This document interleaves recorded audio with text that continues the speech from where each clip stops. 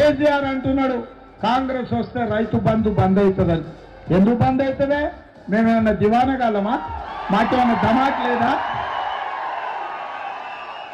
అడుగుదాం ఒకసారి. మరి రైతు బంధు ఆపిన దివానగాడు ఎవడు? మరి ఇప్పుడు అన్నాడు కదా ఆయన, దివానగాళ్ళమా మేము బంద్ చేస్తామా అన్నాడు. నేను అడుగుతున్నా ఇయ్యాల, అరే హౌలా, అరే దివానా, ఎందుకు బంధు పెట్టినవరా రైతు బంధు? నీ అయ్య సొమ్మ, నీ అబ్బా సొత్తా? మీరు సమాధానం చెప్పాలి. ఇవాళ 3 సార్లు రైతు బంధు ఎగ్గొట్టిన దివానాగాడు ఎవడు? ఎవడు? నేను ఎవడతలేదు తమ్మి. రైతు బీమాను బొందబెట్టిన హౌలాగాడు ఎవడు? 2 లక్షల రుణమాఫీ చేయని దివానాగాడు ఎవడు? 500 బోనస్ ఎగ్గొట్టిన ధోకేబాజ్గాడు ఎవడు? పంటలు కొనుగోలు చేయని బట్టెబాజ్గాడు ఎవడు? పక్కానా కేసులు పెడతాడా? కేసులు కాకపోతే వాన అయ్యా ఏం పెట్టుకుంటాడో పెట్టుకోమని దేఖలేంగే.